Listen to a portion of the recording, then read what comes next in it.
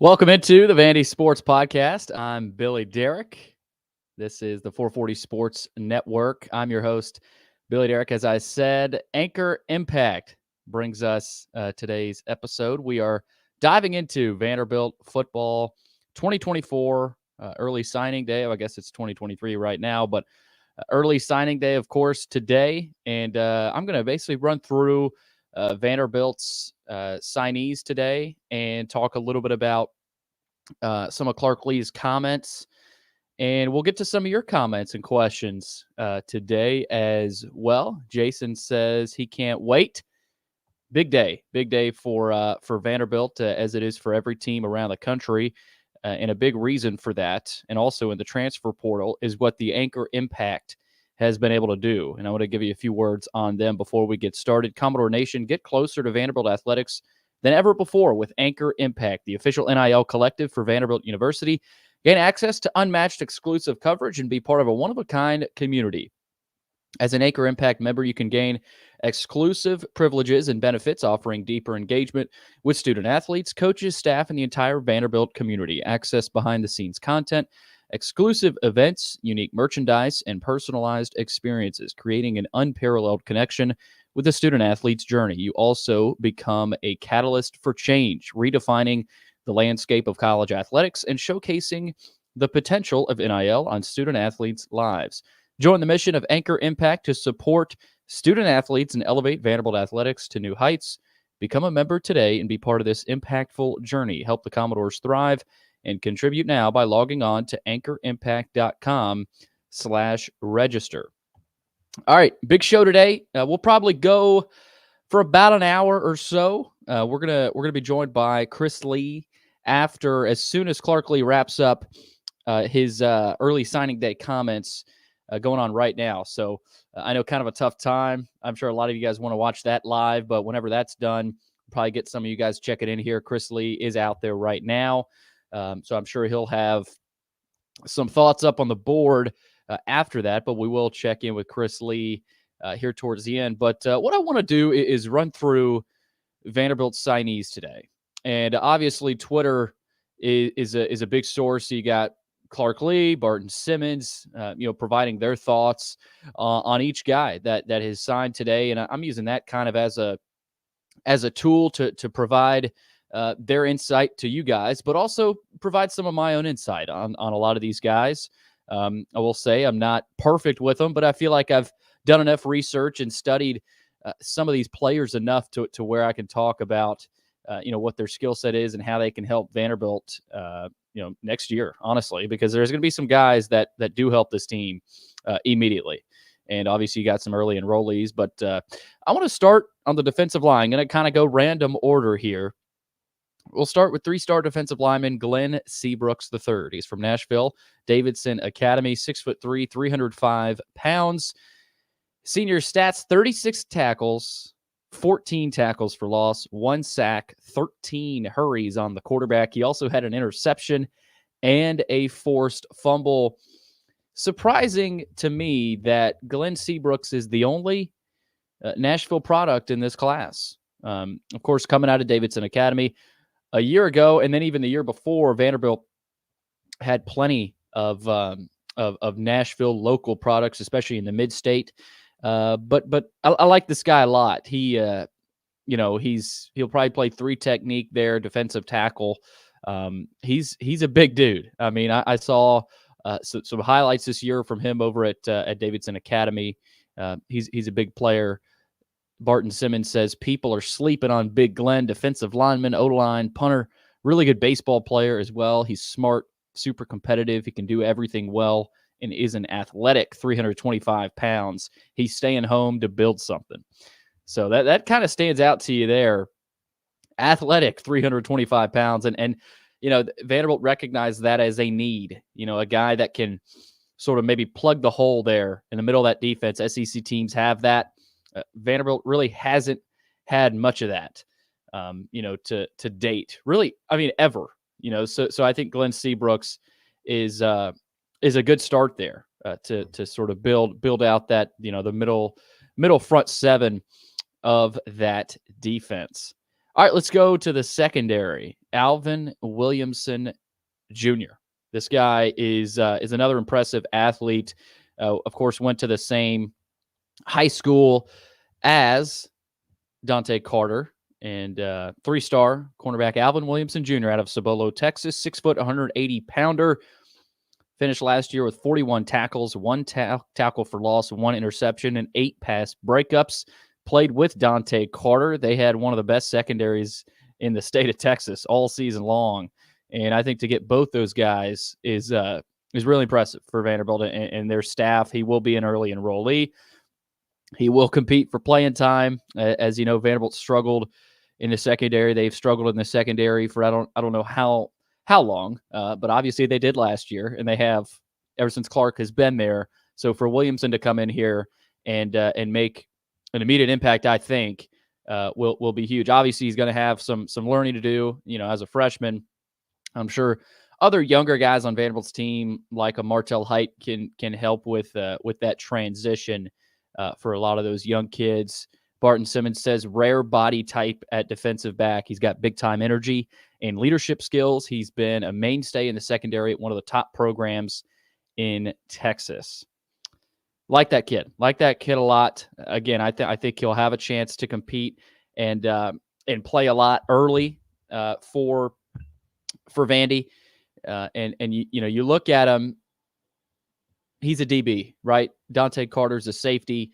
And you look at Vanderbilt's DBs right now, B.J. Anderson, of course, will be gone. I want to say Tyson Russell will be back, Taco Wright.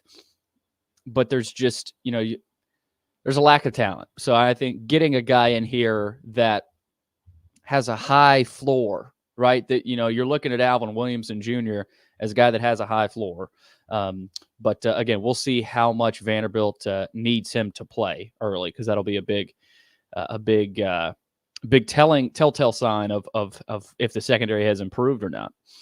So we got a couple of guys down. Again, Glenn Seabrooks, Alvin Williamson Jr. Let's stay in that secondary. I would guess Tate Hamby is a guy that projects as a safety. But again, we'll see where Tate Hamby lands positionally for Vanderbilt. And Tate Hamby's don't sleep on him either. I know, Barton Simmons said to, make sure you don't sleep on Glenn Seabrooks. Well, Tate Hamby is a guy that you cannot sleep on either. Barton Simmons called him a state champion in football, basketball, and track. Also plays baseball, wide receiver, safety, kick returner, punt returner, 6'4" high jumper, nearly 23-foot long jump, hunts alligators, hunts receivers. He's a baller. Tate Hamby coming out of Monroe, Louisiana. Again, he's a guy that will get a chance to compete early. Kind of doubt he'll start any games next year, but again, with injuries, and if Vanderbilt has as many injuries as they did this year, you're going to see some of these guys hop in there and compete for playing time. That's kind of the lay of the land for Vanderbilt these last few years. So Tate Hamby, of course, is another guy to watch. Just signed today. We just talked about Alvin Williamson Jr. Well, his counterpart there at Cibolo High School in Texas is Dante Carter, one of the top recruits in program history, is a Vanderbilt Commodore. And this is massive. I mean, Dante Carter is the story in this class for Vanderbilt. He's a guy that he's long, he's lanky, he projects extremely well. I would imagine he starts at safety next year for Vanderbilt. I mean, I think you look at him and you go, yep, he can start right away. 6'1", 175-pounder. Last year at Cibolo as their starting safety, 77 total tackles, 2 TFLs, 7 interceptions, 8 pass breakups, and 1 forced fumble as well. He got a lot of interest from a lot of other big-time schools this past year. And for Vanderbilt to keep him was a minor miracle.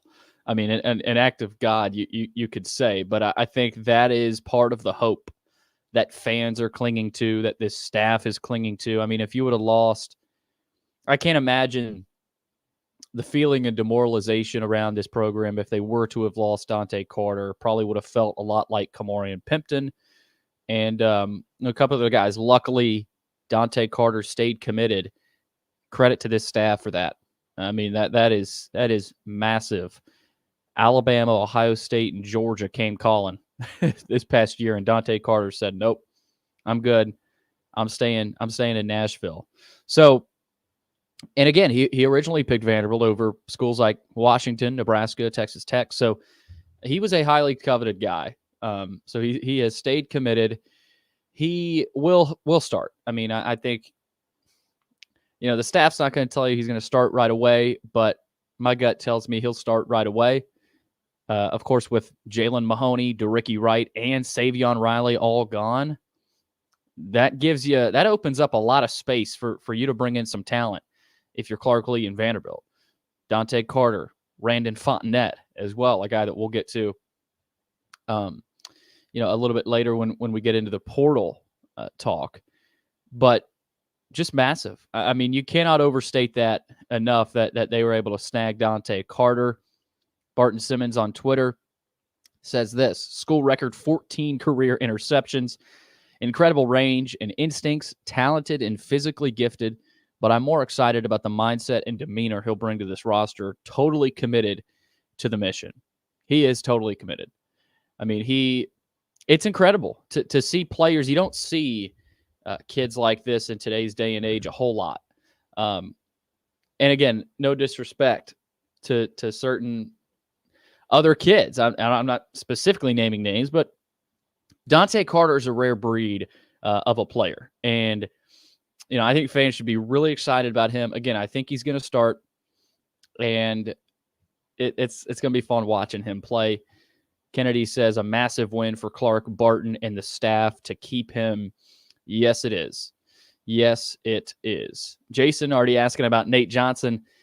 I want to finish off these high school kids, and then I'll get to that question, Jason, about Nate Johnson there, the quarterback that Vanderbilt brought in. I want to continue to rumble through a lot of these guys.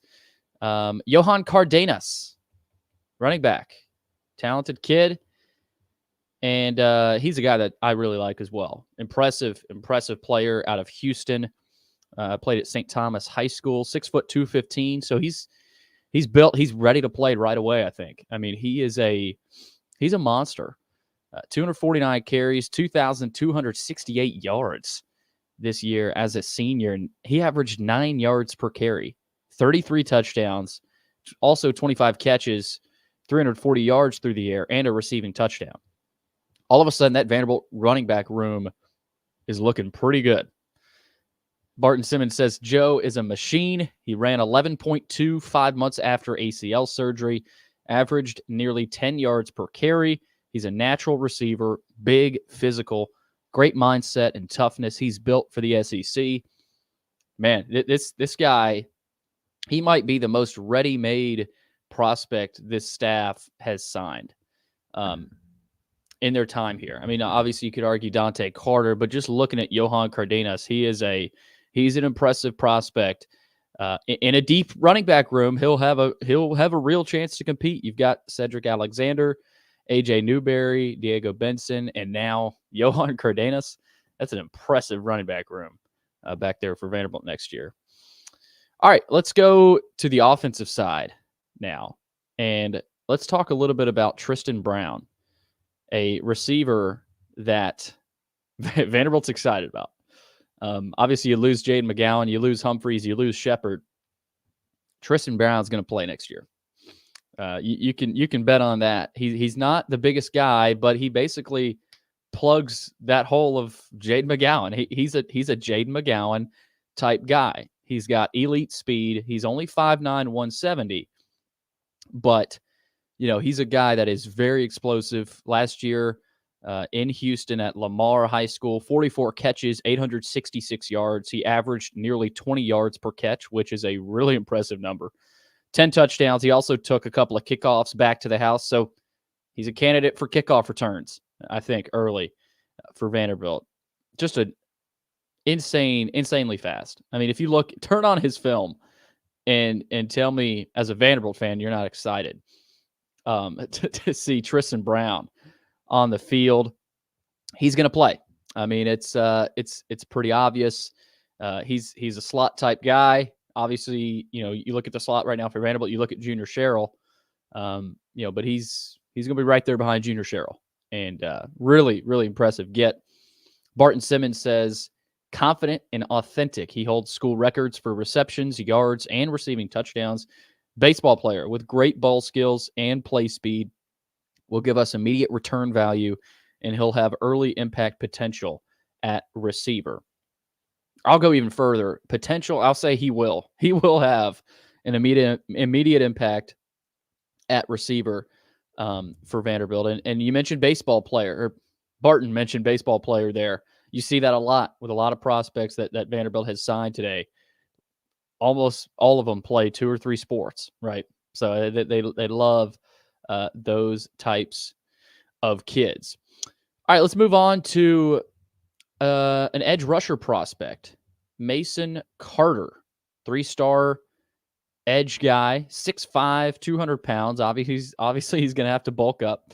He will, with whoever this strength and conditioning coach is going to be for Vanderbilt. Senior stats, though, in Jacksonville, Florida, at Baldwin High School, 44 tackles, 14 TFLs, 6 sacks, 3 forced fumbles, and an interception. He's a guy that you kind of look at a couple spots for him. Again, he could be an edge type guy. I think he could also project as an anchor type player. The position CJ Taylor plays right now, Jeffrey Hugo, Bryce Cowan. Vanderbilt kind of plays around with the sizes of those guys. He could also play that star edge spot, like a DeCosmo did for Vanderbilt. But we'll see how he projects with that size. Barton Simmons likes him a lot. Rare length and movement skills.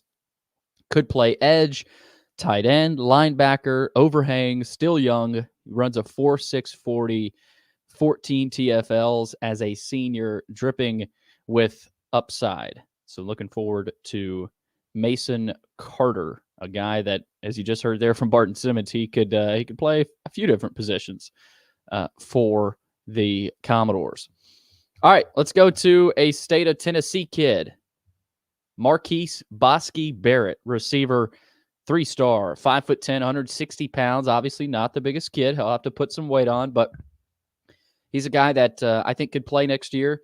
Last year at Knoxville Webb School out there in East Tennessee. 57 catches, 945 yards, 19 touchdowns. On the defensive side, he also had 9 interceptions and 15 pass breakups. So I'm not saying there's going to be a position switch there, but who knows? You saw Davion Walker at Vanderbilt make that position switch. So we'll see if that ends up happening there. But again, I like Bosky Barrett at receiver. He's a talented kid. Vanderbilt's been on him for a while. He had NC State, Wake Forest looking at him. He was committed to Wake Forest, but that didn't last long. Vanderbilt ended up snagging him. So as I mentioned, he'll have to get in the weight room, but he will. And Barton Simmons, of course, likes him as well. He said infectious personality with big-time playmaking ability. 12 touchdown catches on offense and 9 interceptions on defense as a senior. Dynamite with the ball after the catch. All right, let's go back over to the defensive side. Callahan Blair, 3-star edge rusher, 6'3", 220 pounds, coming out of Florida. Vandy snagging a lot of guys up and out of the state of Florida. Played at Calvary Christian School. 108 total tackles this year. My gosh, 23 TFLs, 8 sacks, 13 quarterback hurries. Also played a little bit of offense. A lot of production from this kid. Vanderbilt likes him a lot. I think, you look at that edge rusher, you think of a guy like Diakite, kind of learn under him. Obviously, I think he's more of a project. I don't think he'll play necessarily early on, but they like him a lot. 45 TFLs in the last 2 years combined. Former gymnast who was nationally ranked in the pommel horse. Big-time motor guy that has posted some blazing GPS motors or numbers. So he's that's an impressive kid. Callahan Blair, didn't know a whole lot about him before just now, but learned a lot about Callahan Blair there and what he could bring to Vanderbilt. All right, let's go to the quarterback position. Whit Muschamp, Baylor School, the son of course, former Florida and South Carolina head coach Will Muschamp. Good player. Really good player, actually. 6'1", 170 pounds. Of course, not the biggest guy, but he's a gamer. Of course, at Baylor School, he won the state title over Jeremy St. Hilaire last year. But this year, Jeremy St. Hilaire beat Whit Muschamp. So they've been going back and forth. Had a heck of a year. 3,187 passing yards, 31 touchdowns, and only 2 interceptions. So he took care of the football, had some good receivers to throw to as well. Amari Jefferson there at Baylor. I just look at him and another high floor type of guy. You know what you're going to get. You're not getting obviously you're not getting a 4-star talent, elite talent, but you're getting a guy that down the road can project well as somewhat of a game manager.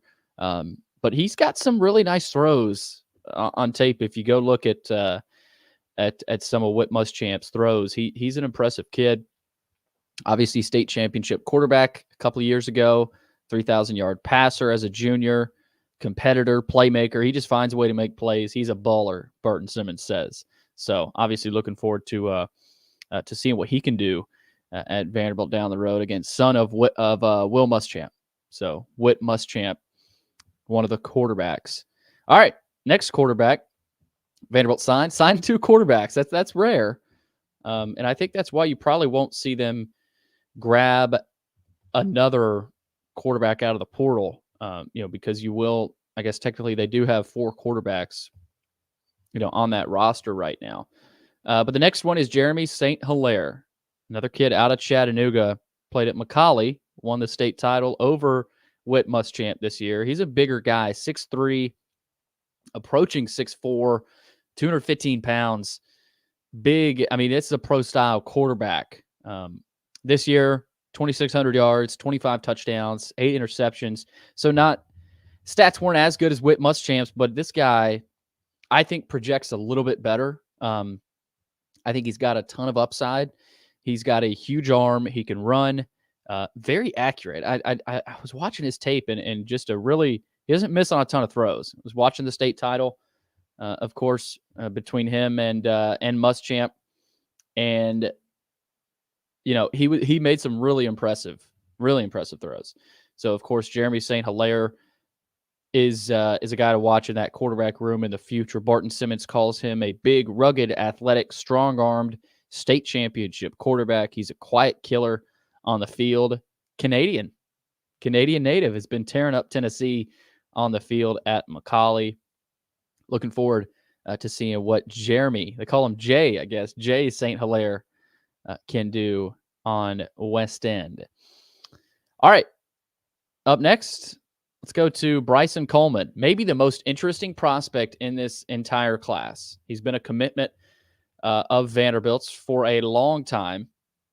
And just listen to this. It came out of Maryland, Berlin, Maryland, Stephen Decatur High School. Got to talk to him, actually, several months ago. I think late summer before the season started. But he's listed at 6'5", 200 pounds, so a lot of length. He'll have to put some pounds on, but they will. They always do. But he was a quarterback last year at Stephen Decatur High School, 2,241 yards, 32 touchdowns, 10 interceptions. But he also ran the ball a lot as well. 99 carries, 705 yards, 7 yards per carry, 14 rushing touchdowns as well. So nearly 50 total touchdowns last year at Stephen Decatur.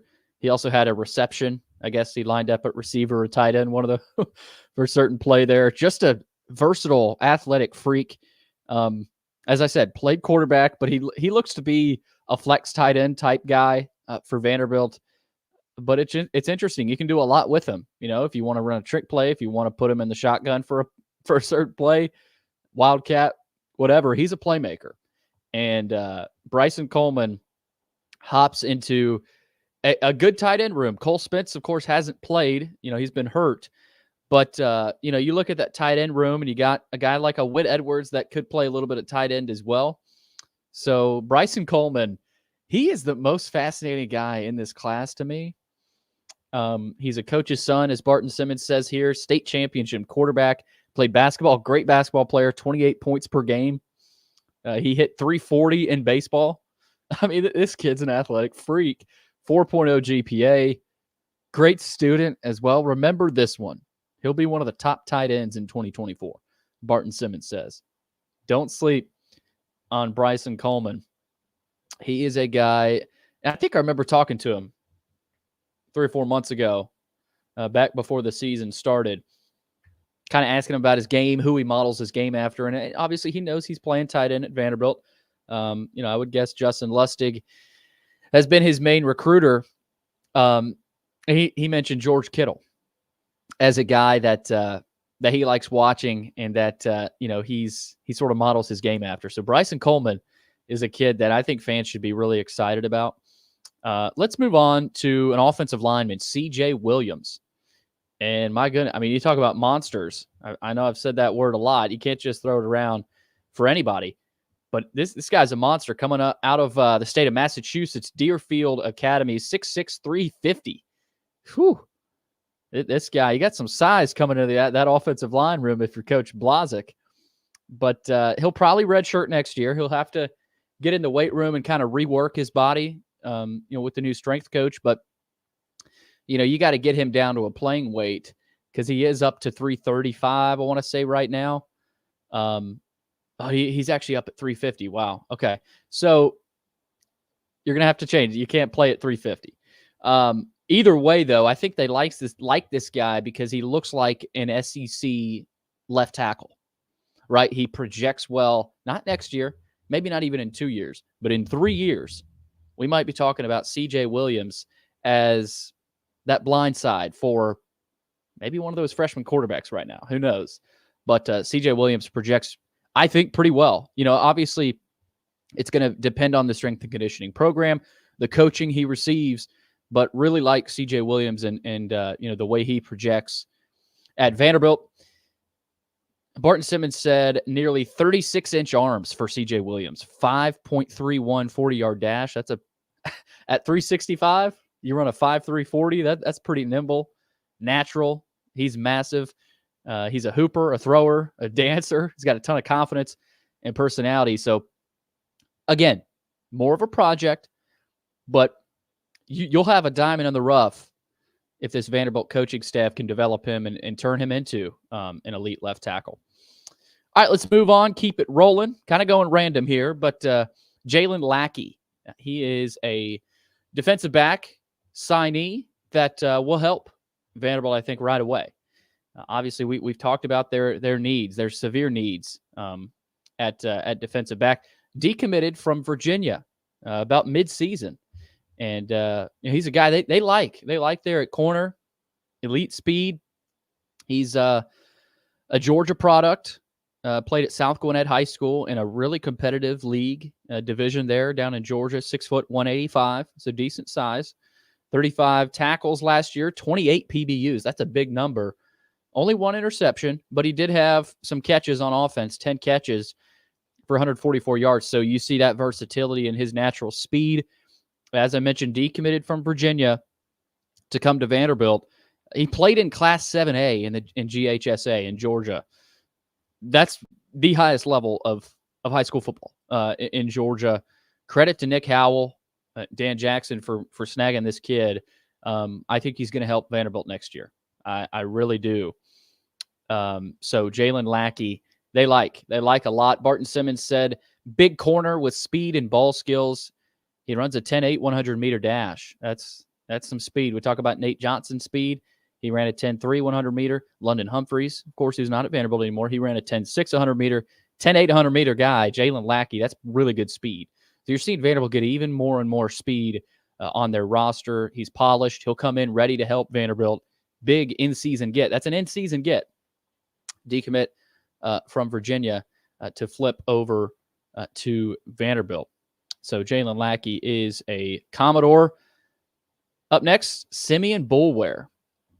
Really intriguing prospect. He is a guy, and breaking news here. Want to get this out. According to sources, Vanderbilt has targeted Georgia Southern's Robert Steiner to be its next head strength and conditioning coach. Steiner was on staff with Clark Lea at Notre Dame from 2018 to 2020. So want to get out there. Robert Steiner, Georgia Southern, looks like is the guy Vanderbilt is targeting to be their next strength and conditioning coach. We'll react to that. Might react to that with Chris Lee when he hops on here. But back to Simeon Boulware. He is like I said, intriguing prospect. Not a guy that pops off the page necessarily with kind of his size and physical appearance. But, I mean, he is 6'5", 240, coming out of Dacula, Georgia. Last year, 61 tackles, 10 TFLs, 8 sacks. I mean, this guy's kind of a freak. He's got his dad played football at a high level, a couple of uncles that played high level football in the ACC. He's a guy that I think projects pretty well. Probably a natural defensive end in that 4-2-5 scheme for Vandy. Barton Simmons calls him a maniacal worker. 4'6", 40 at 240 pounds with length and production. Only knows one speed. Can't wait to see him turn up the spring practice intensity. So spring practice, he'll be an early enrollee. Simeon Boulware will be. So, of course, Simeon Boulware signed with Vandy today, and that might just be it. I feel like we're definitely probably missing somebody, but we got to Bryson Coleman, Jeremy St. Hilaire. We got to Whit Muschamp, Marquise Barrett from Knoxville Webb. I think we're still waiting on Tyler Fortenberry from the JUCO, but of course that's a portal ad. Callahan Blair, Mason Carter, Tristan Brown, Johan Cardenas, Dante Carter at safety, Alvin Williamson Jr. at defensive back, Glenn Seabrooks III at defensive lineman, Jamison Curtis. Jamison Curtis was a guy I have not gotten to quite yet, but I like him a lot. Coming out of Saraland High School down there in Alabama, high-level football, of course, in that state. 6'1", 210. Last year, 71 total tackles, 17 TFLs, 2 sacks, 11 quarterback hurries, 1 forced fumble, and 2 blocked punts. He flipped to Vandy from Memphis back in November. He's considered an inside linebacker at the next level, but he's going to have to put on some weight. So I look at him and I think of a guy by the name of, I'm forgetting his name. Played at Lipscomb Academy last year, now at Vanderbilt. Brian Longwell. Reminds me a little bit of Brian Longwell at that linebacker position. I'm sure Longwell will be able to help Curtis out a lot with that adjustment. But Jamison Curtis was a guy I wanted to get to there. Whit Edwards. Whit Edwards is a physical freak. 6'5", 200 pounds out of Wagoner, Oklahoma. Second-ranked player in this class, right there behind Dante Carter. Chose Vandy over Iowa State. He's an Oklahoma kid. He competed in the rodeo, I think, this year. I mean, his film, you got to include his rodeo film in there as well. But, Whit Edwards is a freak. He's on the freaks list heading into the season. I think he'll play. I think he'll play on that edge, that defensive edge a little bit, but he's going to be a flex tight end and a guy that they're fired up about. I mean, getting Whit Edwards to campus was massive. So, of course, Whit Edwards is a guy that everybody should be pumped about if you're Vanderbilt. So, got to Whit Edwards. Joseph McVay, another offensive threat. Coming in here with a lot of speed, 6', 180 pounder out of Arkansas. He is speed. I mean, he's also he's an electric dunker. I mean, if you look at his film in basketball as well, probably could have played D1 basketball. And again, we talked about the losses at receiver: Shepard, Humphreys, McGowan, McVay, and Tristan Brown coming in, and Marquise Barrett. Those guys are going to have a chance to play early. So, keep an eye on McVay Barrett and Brown, but Brown and McVay in particular. Those guys, I think, are ready to play. Not that Barrett isn't. I just think I look at Tristan Brown and McVay as a couple of guys that Vanderbilt will have to play. I mean, you lost Shepard, Humphreys, and McGowan. So, and you've only added one receiver out of the portal. So you've got Skinner. Of course, you got Junior Sherrill. Like both those guys a lot, actually. But we'll have to see where Vanderbilt goes in the portal at receiver. Okay, we got some questions coming in here. We'll talk about some of the portal guys now. Nate Johnson. Do you think Nate Johnson's going to be good? I do. I think Nate Johnson's going to be really good. He's fast. He is electrifying. If you watch his film, he's a solid thrower of the football, too. I mean, he's not sitting back there and dicing defenses up, but Nate Johnson is electrifying. On the flip side, he was never really relied on as that guy for Utah. He's kind of battling with Bryson Barnes at Utah last year. So yes, I do think Nate Johnson is going to be really good.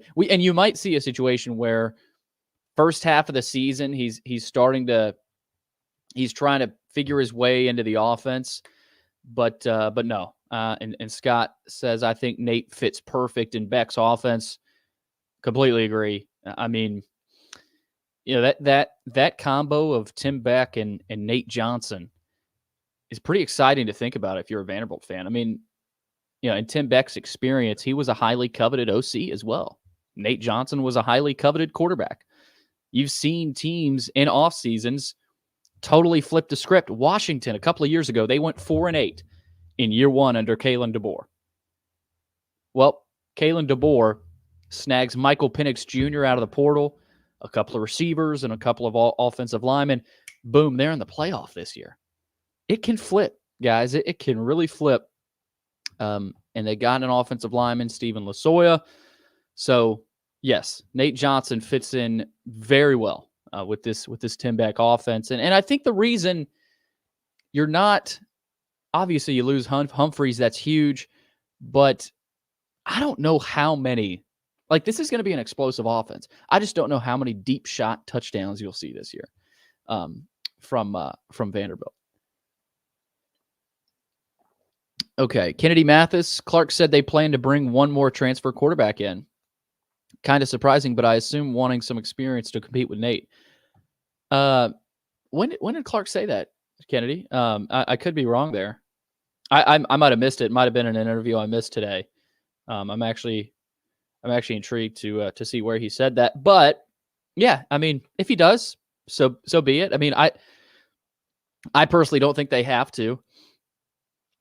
But I guess the thinking is Nate Johnson goes down. Who do you put in? You got Drew Dickey, Hilaire, or Muschamp.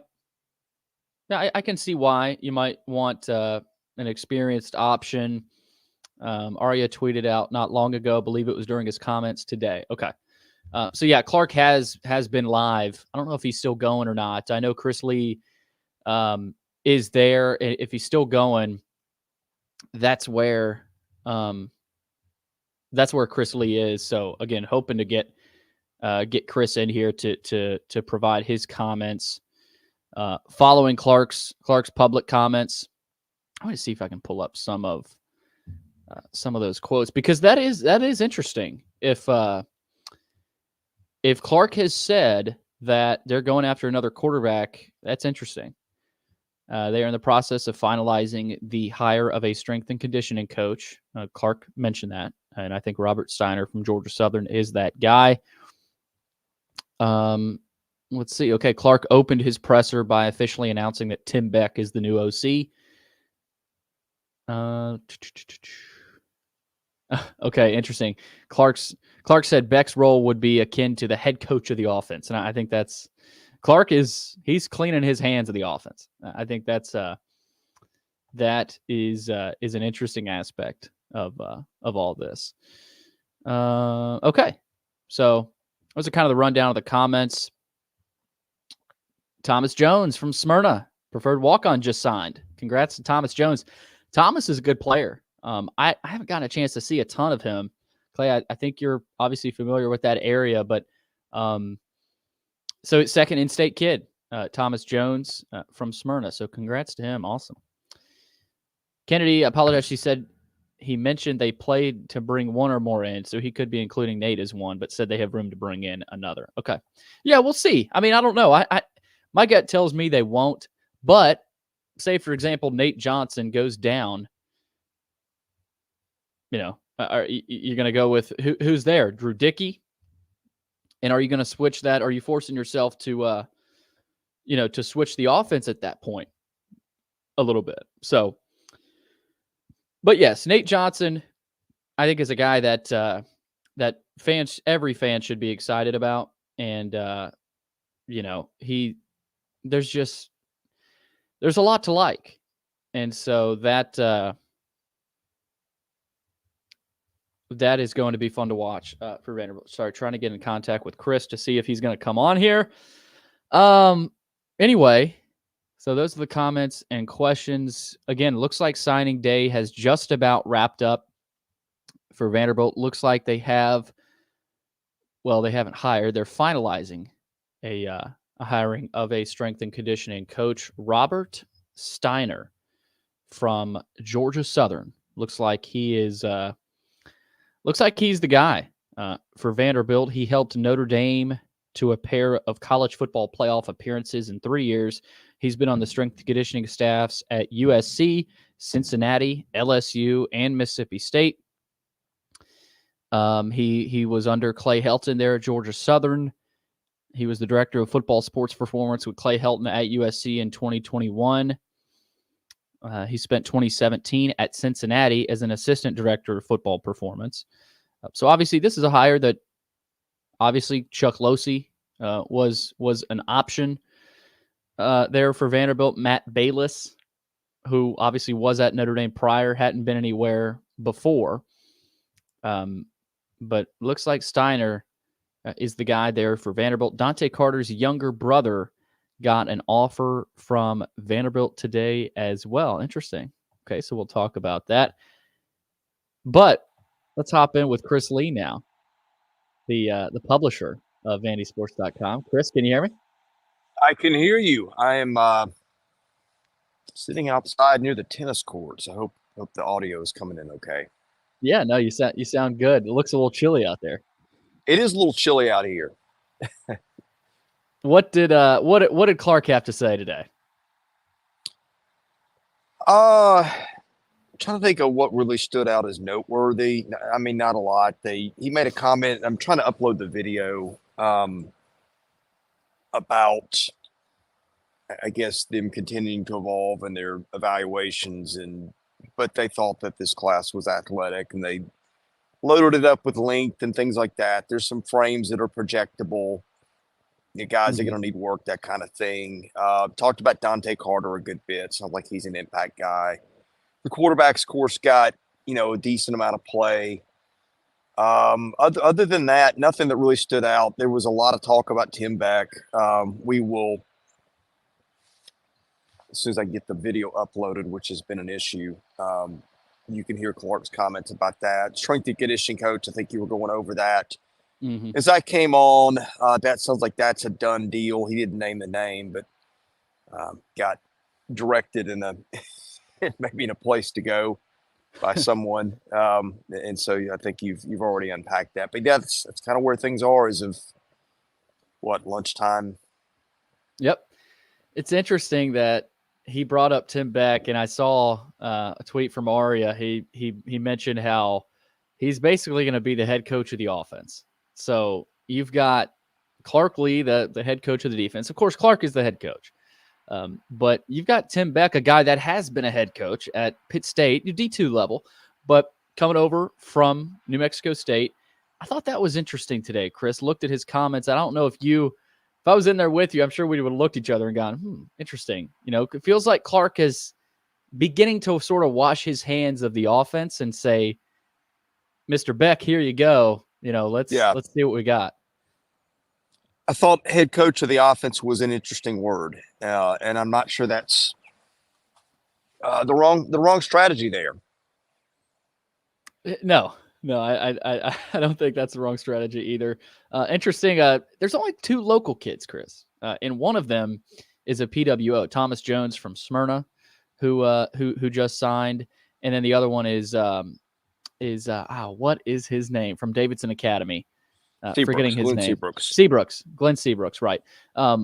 Interesting. And Clark, first couple of years has been mid-state heavy, for the most part.